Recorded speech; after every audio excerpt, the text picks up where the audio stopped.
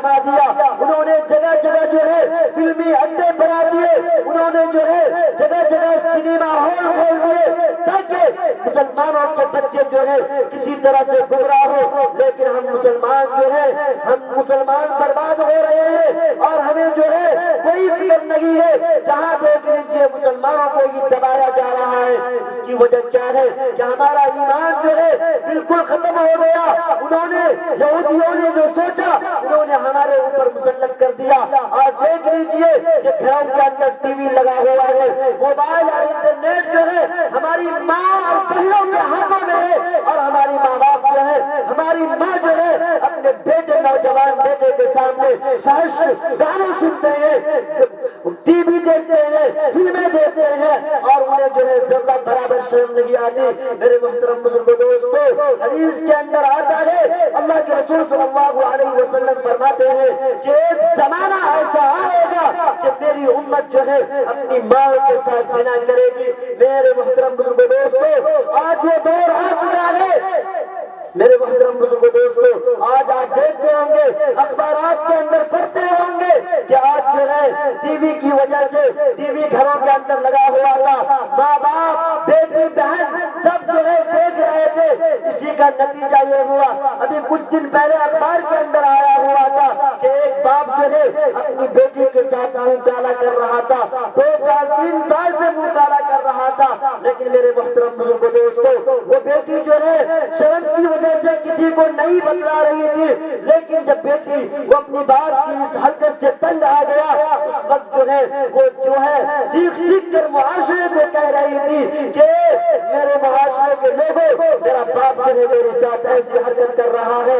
میرے محترم بزرگوں دوستو، اس کی وجہ کیا ہے؟ یہی گانے ہیں، یہی فلمیں ہیں۔ جب جو ہے ماں باپ مل کر، بیٹے بچے مل کر جب ہم سامنے جو ہے فحاشی فلمیں دیکھیں گے تو میرے محترم بزرگوں دوستو ہمارے اندر شرم کہاں سے رہے گی؟ میرے محترم بزرگوں دوستو، یہ واقعہ چیخ چیخ کر ہم مسلمانوں سے کہہ رہا ہے کہ اگر تم اپنی ماں اور بہنوں کی عزت و آبرو چاہتے ہو تو تم اپنے گھروں سے جو ہے انٹرنیٹ جیسے موبائلوں کو نکال کر پھینک دو، ٹی وی وی سی آر کو نکال کر پھینک دو۔ آج کا ہمارا نوجوان کیا سوچتا ہے، کیا سمجھتا ہے کہ ہم جو ہے گانا بجائیں گے ہمیں اس میں سکون مل جائے گا؟ وہ سوچتا ہے کہ گانے بجانے کی محفل میں جائیں گے، ناچیں گے، گائیں گے، شراب اور گانجا پیئیں گے، ہمیں سرور مل جائے گا، ہمیں جو ہے سکون ملے گا۔ لیکن میرے دوستو، میرے محترم بزرگوں دوستو، ہمیں سکون کبھی نہیں مل سکتا۔ ارے تم جاؤ، تم گھنٹیوں کے بازو میں جا کر تم پوری رات گزارو، تم گانے بجانے کی محفلوں میں جا کر پوری رات گزارو، اگر تمہیں کہیں سکون مل جائے تو خدا کی قسم اللہ تبارک و تعالیٰ کہتا ہے کہ مجھے جو ہے خدا کرنا کہنا چھوڑ دینا۔ اللہ تبارک و تعالیٰ قرآن کریم کے اندر ارشاد فرما رہا ہے کہ اگر تمہیں سکون کی تلاش ہے، تم چاہتے ہو کہ مجھے سکون ملے، تو تمہیں خدا کے دربار میں آنا ہوگا، خدا کے سامنے سجدہ ریز ہونا ہوگا۔ اللہ تبارک و تعالیٰ قرآن کریم کے اندر کہہ رہا ہے کہ الا بذکر اللہ تطمئن القلوب، کہ تم جو ہے تمہیں اگر سکون چاہیے تو مسجد میں آنا ہوگا۔ اس لیے میرے محترم بزرگوں دوستو، وقت بہت کم ہے، میں ایک واقعہ سنا کر کے جو ہے میں اپنی جگہ لے لوں گا، اس لیے کہ مجھے ادھر سے ناظم جلسہ کی طرف سے اشارہ ہو رہا ہے کہ جلدی سے بات کو ختم کیا جائے۔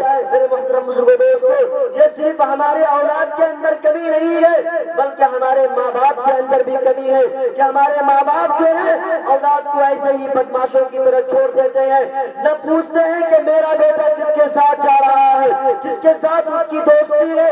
یہ ذمہ داری گھر والوں کی بنتی ہے کہ وہ دیکھے میرا بیٹا کا اٹھنا کس کے ساتھ ہو رہا ہے، بیٹھنا کس کے ساتھ ہو رہا ہے۔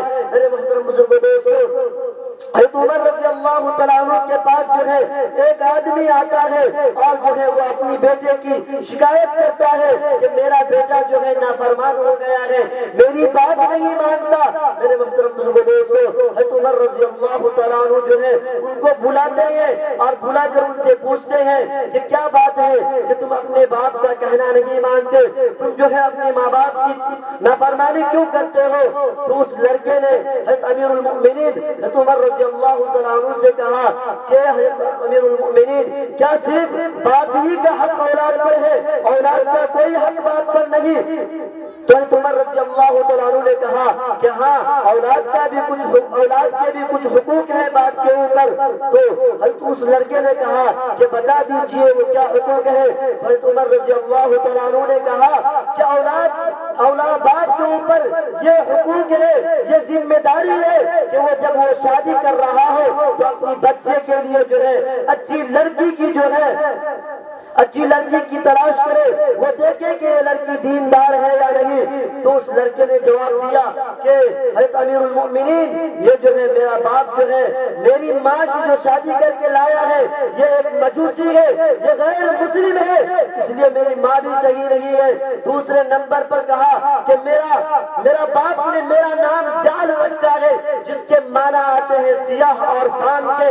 اور تیسرے نمبر پہ کہا کہ میرے باپ نے جو ہے مجھے قرآن کریم کی تلاوت نہیں دی، ہمیں جو ہے قرآن کریم پڑھنا نہیں سکھایا، ہمیں جو ہے دین اسلام کے بارے میں کچھ جانکاری نہیں دیا۔ حضرت عمر رضی اللہ تعالیٰ عنہ نے ان کے باپ کو بلایا اور کہا کہ تم تو آئے تھے اپنے بیٹے کی نافرمانی کی شکایت کرنے، لیکن تم نے تو اپنے بیٹے کو اس کے نافرمان ہونے سے پہلے ہی تم نے نافرمان بنا دیا۔ اس لیے میرے محترم بزرگوں دوستو، ہم ماں باپ کا بھی حقوق ہے کہ ہم بچوں کی صحیح نگہداشت کریں۔ میرے محترم بزرگوں دوستو، ایک نوجوان کا واقعہ آتا ہے کہ ایک نوجوان جو ہے کسی جرم کے اندر جو ہے اس کو بلایا جاتا ہے اور جو ہے وہ کسی کو ناحق قتل کر دیتا ہے، جس کی وجہ سے پولیس ان کو آ کر کے گرفتار کر لیتی ہے۔